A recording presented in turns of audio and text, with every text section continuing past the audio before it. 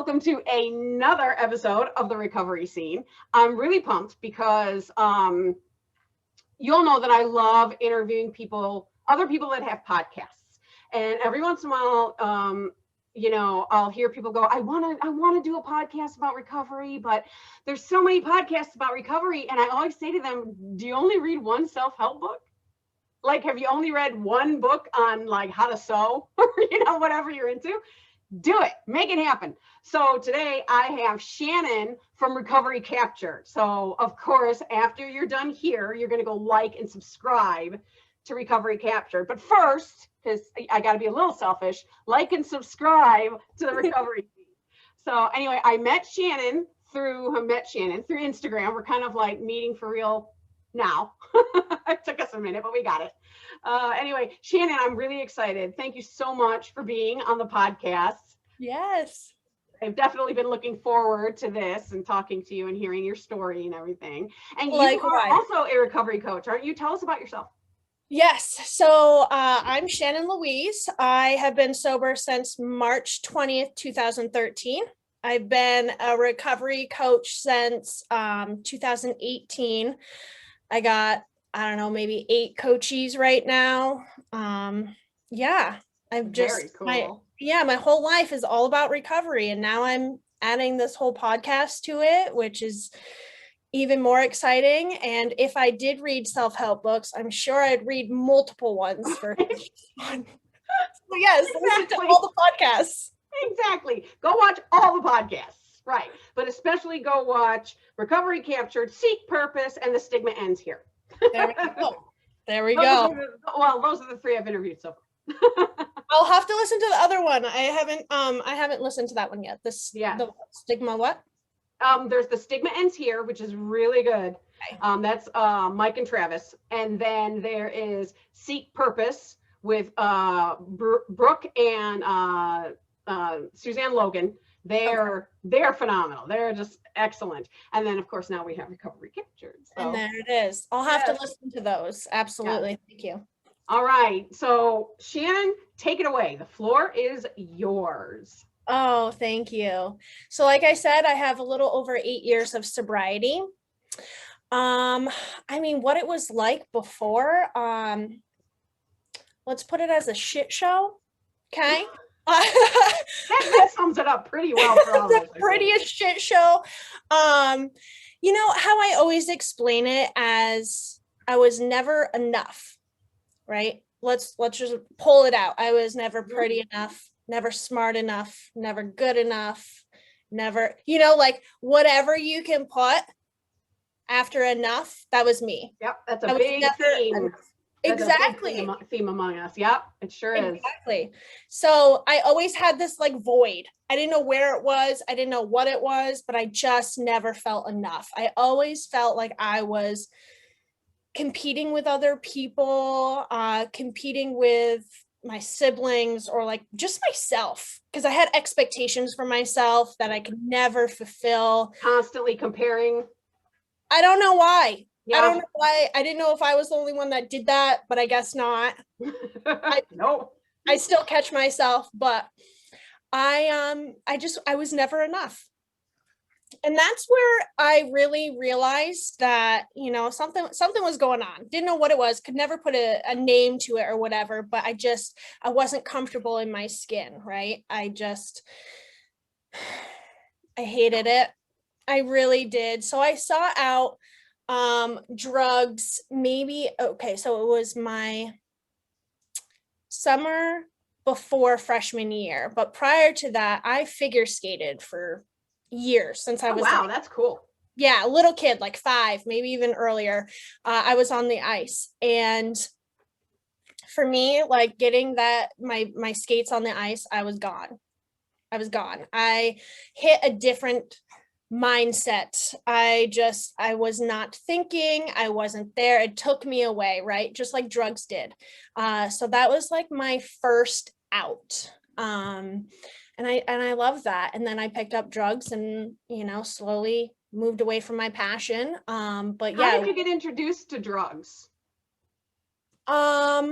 Well, okay, so hear me out. I thought it would be really lame if I went into high school not you know, dabbling in some drugs. And I don't know why I found that necessary, but I did. And so I think it was just me and my girlfriend. Her dad had some pot and we decided to smoke it. And then I had a friend that her parents had booze and we just decided to drink type of deal, kind of get our toes wet before we jumped into the pool.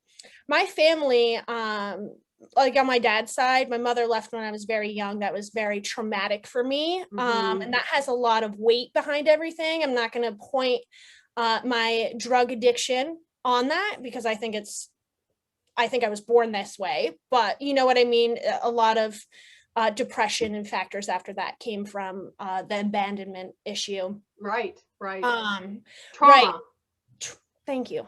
Trauma. Yes, there was some trauma. So yeah, I got into drugs early and I kind of ran with it. Once I knew what was up, I was gone. I loved it. It took me right out of myself. And you know what it did, Leslie? It made me enough. Right.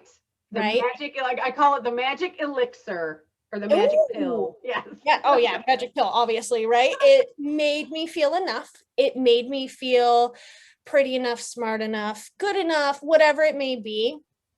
I was there and I was running with it. No stopping. Right. So, I was an avid pot smoker. I dabbled with everything, right? But it was every day I smoked pot multiple times a day, always had pot, nothing less, right?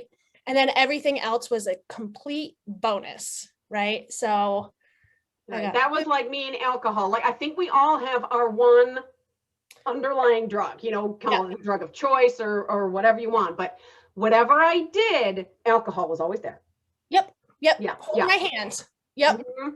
Exactly. So I had that and then I would just I was into the uppers, hallucinogens.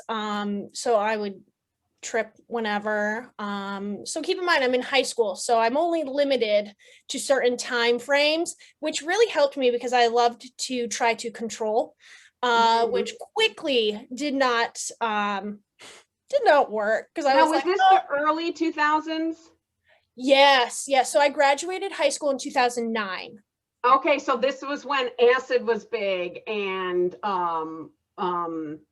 ecstasy was big, and it was all speed and hallucinogens and I love you drugs and yes. Loved it all, right? So yeah, I try to control it in a way of I'm not going to do it during school hours, after I well, that's not enough because I need to I need a little pick me up. So I'm smoking before school and then it's just after or just on weekends, right? So I just try all this controlling because I didn't think I had a problem. I just, I wanted to keep it cool. I wanted to keep my grades okay, which they never were. But so I fell into the druggie crowd. I was not the most pleasant human in high school to my peers. And I kind of just let go. And it was, I don't remember. I think it maybe was sophomore or junior year. I don't know. But I remember, I mentioned this in one of my podcasts. I was walking down this hallway in school with one of my friends, and I looked at him and I said, I am not using drugs for fun anymore. I'm using them to escape. Like my pain, that trauma that I was talking about, I was running away from that depression. I was running away from that anxiety, that pain, that, torture that I had always put myself through by replaying all this trauma. I needed to get away from myself in a different way now because the side of the fun of drugs wasn't working enough. So I was using it to just escape. Right. We use them to either cope, escape, or self-medicate, or sometimes all three. All three, just for fun, whatever it may be. It's a messy situation. I hit all 5 of them. It was just not good. And I remember that day, and it was It was horrible. You know, I was into self-mutilation. I had burns on my hands, and the teachers found out. I think it was that day, because I had a bout of like I would erase my skin. It was like a form of burning. I don't know if that's a thing, but I did.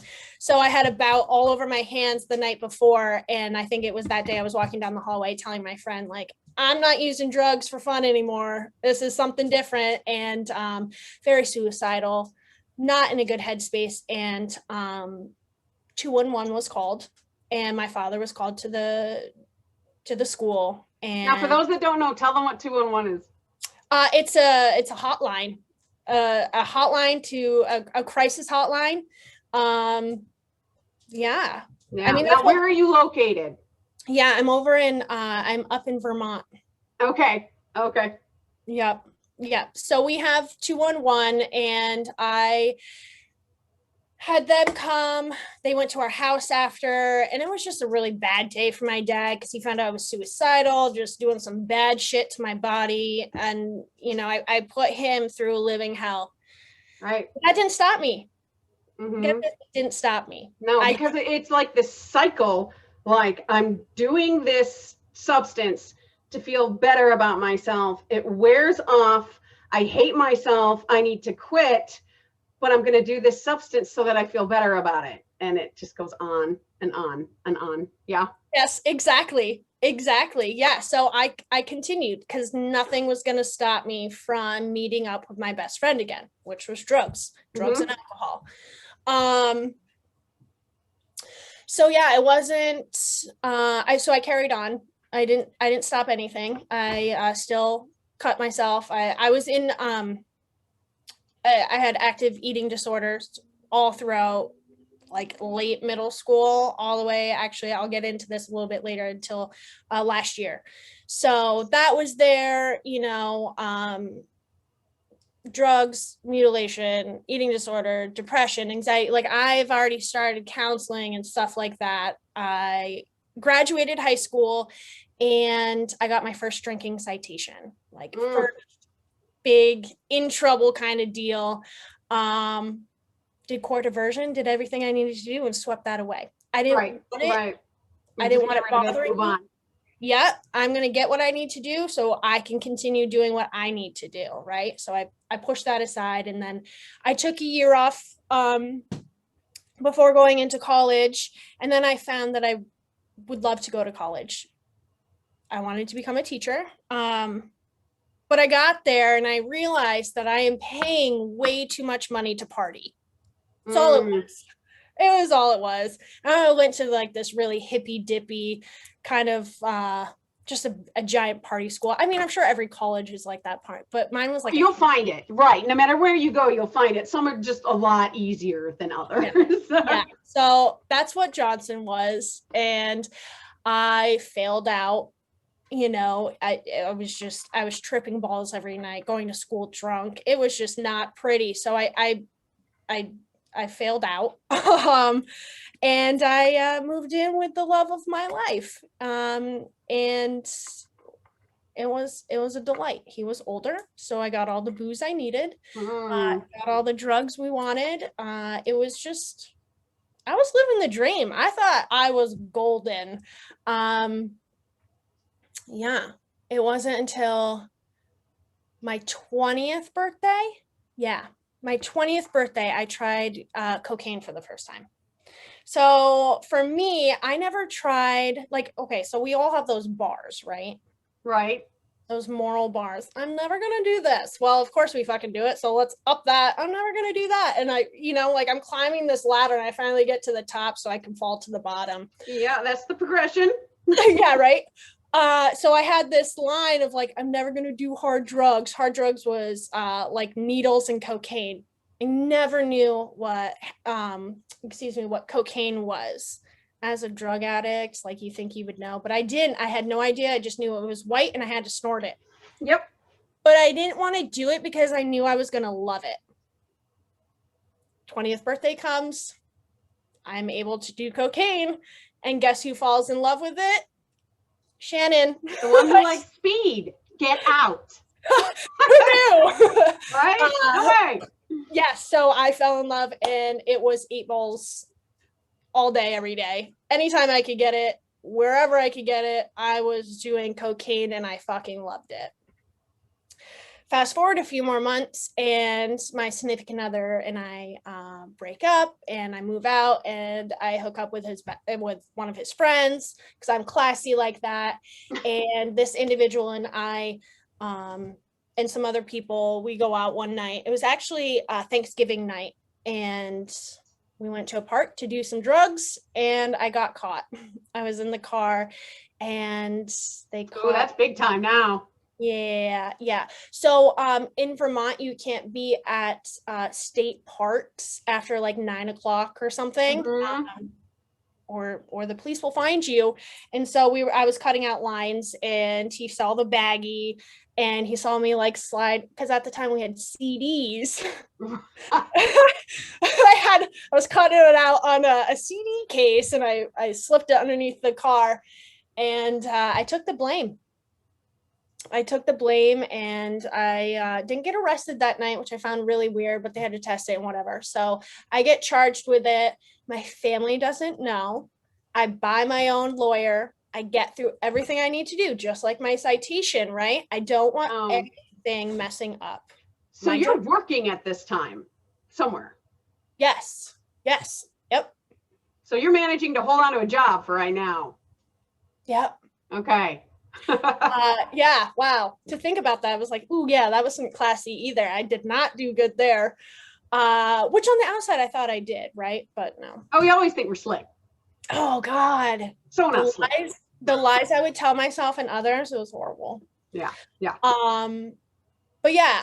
Oh no. And so I paid for my lawyer, not through my job, because that was all for drugs. It was through a savings that my family saved up for me. So I got to use that money towards my lawyer, so my family wouldn't find out what was going on.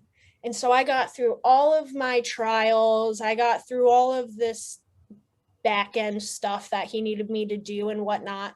I thought I was in the clear. But here, I don't know about where you are, Leslie, but here, when you have a court date, it's in your local paper. Oh, wow. Yeah, we're in South Carolina. I don't know if they do that. Yeah. I mean, we've got that mugshot paper, but. Yeah. No, I don't think my mugshot was in there. No, it definitely was just my name, but my aunt found it. And at the time, I was living at my dad's house, and he busts through that door at like 6 o'clock in the morning. I'm like, what a rude awakening this is. Oh, and no. He railed me at me, and yeah, he's like, what the fuck is going on? Yelling at me, like, didn't know I was that bad in drugs. And it was the next day, I think, that we had a family intervention. It was so I have 2 sisters and 2 brothers. So I had my biological sister there, and my brother at the time was deployed. So it was my stepmom, my dad, and my sister. And they sat me down at the kitchen table and gave me an ultimatum, like, either you're out or get your shit together, like, plain and simple. And the thing that got me the most was my sister threatened to take my nephew away from me. So, like, at the time, my nephew was the only baby of the group. He was my pride and joy. I lived at my father's house, and he watched the baby throughout the day, like the babysitter type of deal. And my sister said, well, if you don't stop, because I had drugs, men, or whatever in the house, he's like, if you don't stop, Ben's not going to be, my nephew is not going to be here anymore, like, you're not going to be able to see him. You're not going to be able to have him here, whatever. And so she's threatening to take this little child away from me. And I threw my hands up, and I was like, fuck this. Not happening. The gig's up. Do what you need to do, but that kid will not leave my life. I promise you that. And I showed him the affidavit of everything that happened. The next day, my stepmom brought me to my first AA meeting, and that's where I got sober. That was March 20th, 2013. Wow. So you're a one-hit wonder. One shit wonder. Yeah. One chip wonder. That's fantastic. I was like a 432 chip wonder. It took me like 10 years to get one year. Yeah, well, Leslie, if it happened the day before or the day after or a minute later, I wouldn't have got it. I promise you. Like, it had to happen in that split second for me to just let everything go. Right? I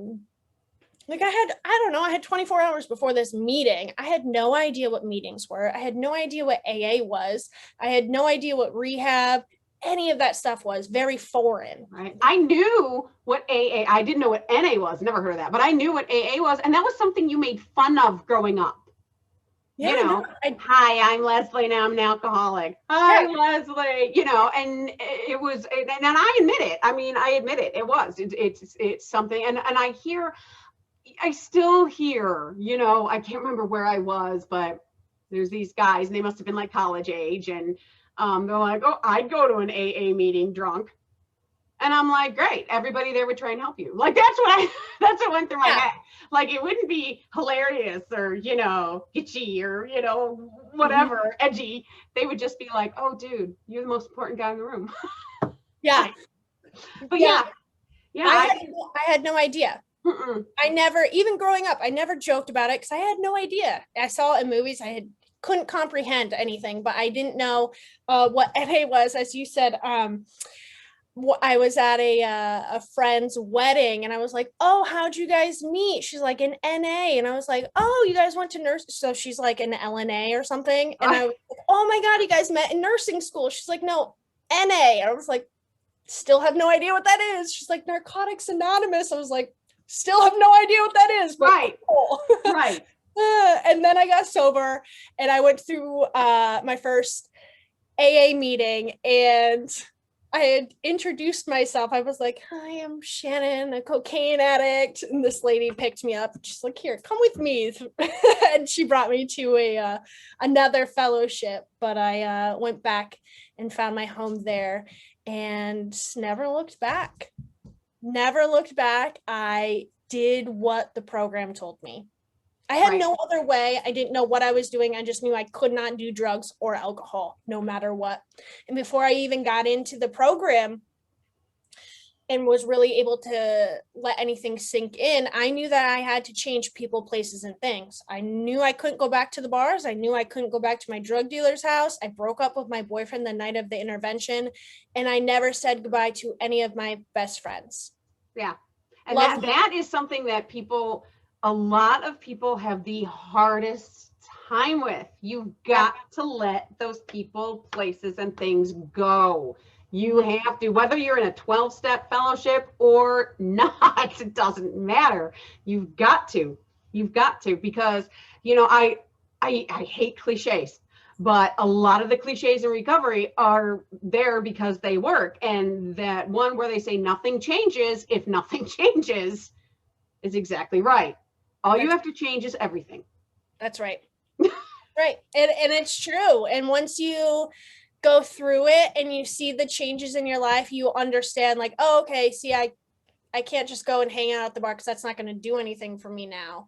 I don't find enjoyment out of that unless, for a long time after getting sober, I couldn't go to concerts. I couldn't just go to, I love to dance. And so I couldn't go to the club and dance. I had to wait a very long time till I could finally understand that I can go to these places, these old places, but still have a purpose, right? I'm not going to go there for no purpose, right? But if there is, a club that I can go dance at for like 80s night, I'm there, right? If there's a concert, I'm there. I just need to know an exit plan.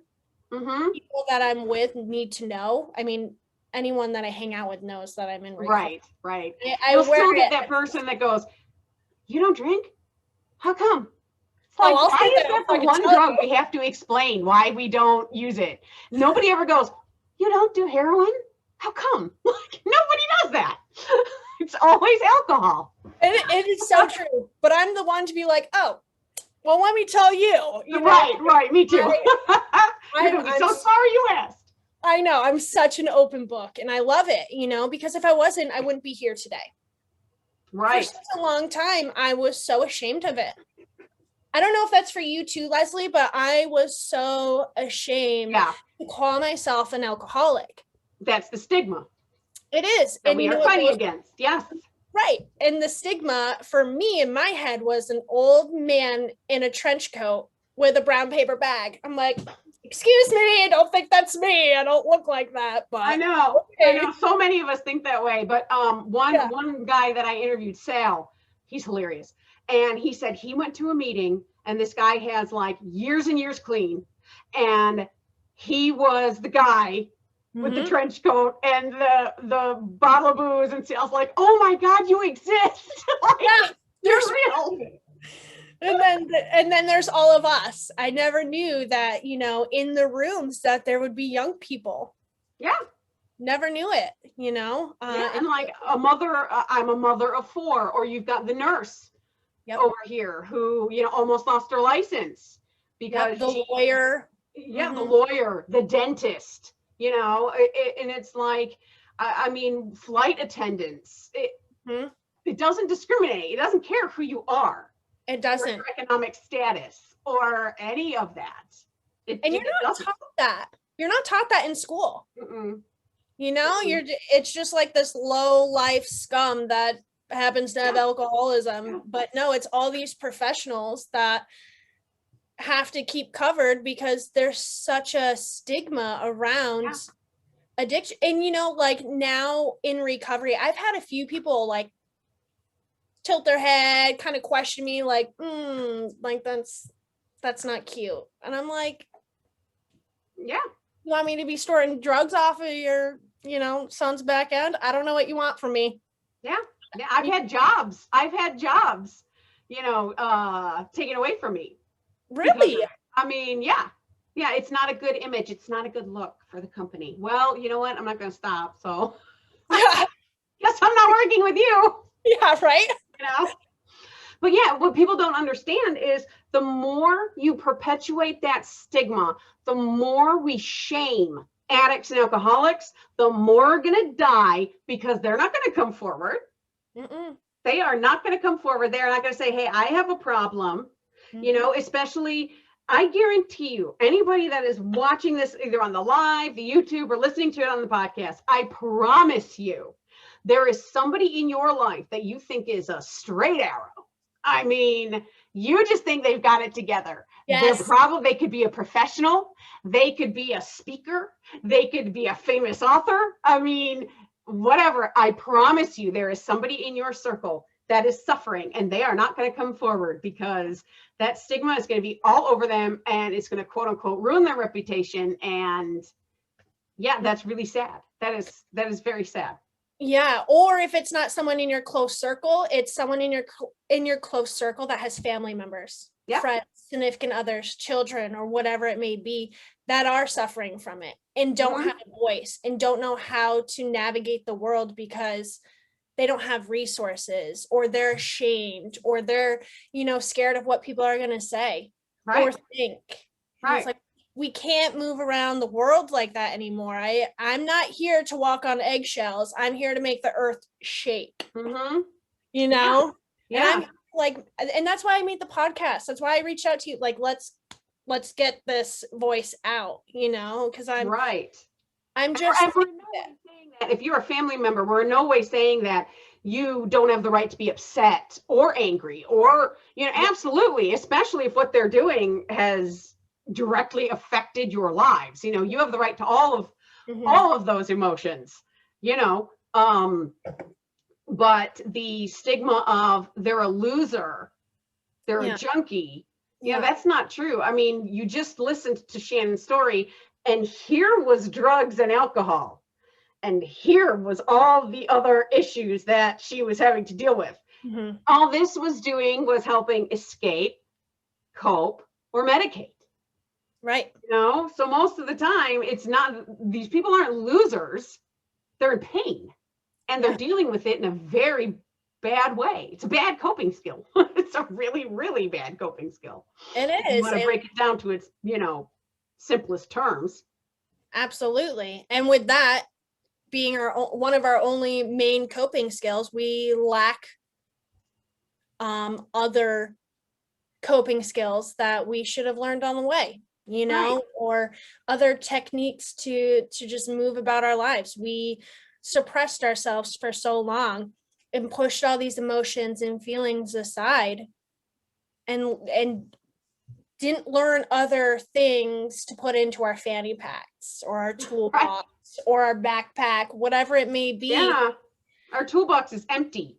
It was filled with sloppy second booze and cracked out CD cases and Right. it was just gross. It was nasty. We had to clean that out. We had to. Yeah. I mean, we have to turn around. It's scary to have to turn around and face demons. And people will go, well, but there are other people who do that all the time and they don't use drugs. You're right. You're absolutely right. And I'm glad that they were fortunate enough to, find this other way first. Right. We just happened to find this way first. And it stinks, but it is what it is, so we've just got to, face those demons and we have to do it sober. And that's really hard because, science has come a long way since the big book was written in the 30s. And we know that brain chemistry actually changes. Oh, yeah. And so you're literally learning how to live again, how to socialize again, how to work again, not in an altered state. It's terrifying. Yep. You got to learn. We forgot how to live. Yeah. And you got to learn these emotions and put names to these emotions and how to act when these emotions arise. It's not easy. No, and it still isn't. I'm going to be straight up. I still have these emotions. Like, what do I do with them? Oh yeah. I tell everybody I am medicated for your safety. It's just what it is. It's true. But learning things in early sobriety, I mentioned this in one of my podcasts. My friend and I talk about things that we learned, and it was like, I learned how to grocery shop. I didn't know how to grocery shop. My sponsor was on the phone with me and she's like, okay, make a list, like walking me through it. Okay, you go down this aisle and you get this because you're going to need this for these recipes, or this is a staple or whatever. I didn't know any of this. Right. So it's wild. Things. Yeah. I didn't know how to take care of a house. I didn't know how to take care of my kids, without some kind of without alcohol and whatever. And I always say I thank God that they were 1 and 2. Wow. When I got sober, and I had my mother-in-law, my mother, and my husband. So, they were very, very taken care of, even when mom was stuck in the bedroom sick, So, but yeah, it's crazy what we have to relearn. So tell us where you are now. Tell us about the podcast, the recovery coaching, and life today for Shannon. Life today for Shannon is absolutely amazing. I love my life. And I couldn't have said that, unfortunately, a few months ago, maybe like a year ago, I was in a very depressed state. I mentioned it earlier about my eating disorder. I am a few weeks out from just a year past the start date. Oh, very cool. Oh, congratulations. Yeah, so I went to a nutritionist and finally opened up. No one knew about my eating disorder. I never shared it with anyone, never talked about it, just did my own thing. And a year ago, I started. And so, yeah, it's been awesome. And that's really helped me understand and build a relationship with food. It has allowed me to nourish my body, which I didn't know how to do. Right. At 28 years old, didn't know what I was doing. And yeah, so I got that, and started this podcast. And the podcast is for everything under the sun to do with recovery. So recovery from drugs and alcohol, recovery from depression, anxiety, my eating disorder, other people, what like sex addiction, gambling, family members of, like whatever you can be in recovery for, we talk about it. Because like I said, that we can't dim a light anymore. Right. It has to be talked about and it has to get out there. And so that's why I thought starting this podcast would be the best way to at least know that I'm doing some sort of good. That's awesome. That's awesome. Now, how did you get into recovery coaching? Yeah, so I actually used to manage sober houses. And we have a local nonprofit community here called Vermont Foundation of Recovery. And so I was a house manager there for a few years. I managed a woman's house, 2 women houses, and I loved it. I loved it so much. And they're like, here, we have this like recovery coaching program that you can get certified. I'm like, I have no idea what you're talking about. For sure. You're paying for it. I'll go. And I did it. And it was the most amazing thing ever. I absolutely loved it. It was a week-long training, and I got connected with our local recovery center, which is called the Turning Point Center of Chittenden. And I'm in and out of that building all day with meetings and whatnot. So I knew the people, and I talked to my supervisor, and I was like, "Hey, I'm certified, but show me what to do. I'll do it." And I just ran with it, and now I work for another organization. It's called Working Fields, and it's like a temp agency, so it helps individuals with backgrounds get jobs and stuff. Oh, cool. And so they're required to have a recovery coach, so I also am a recovery coach with them. Oh, that is really awesome. That is really awesome. Shannon, thank you so much for being on the podcast and, of course, sharing your story with us and everything. And we will definitely be checking in the future. And like she said, her podcast is Recovery Captured. So after you like and subscribe to this one, go like and subscribe to that one. Yep. All right. And I'm assuming it's available wherever podcasts are available. Yep. On all platforms, YouTube, and my Instagram is Recovery Captured. Yes, definitely go follow her on Instagram, Recovery Captured. I do. I do. So anyway,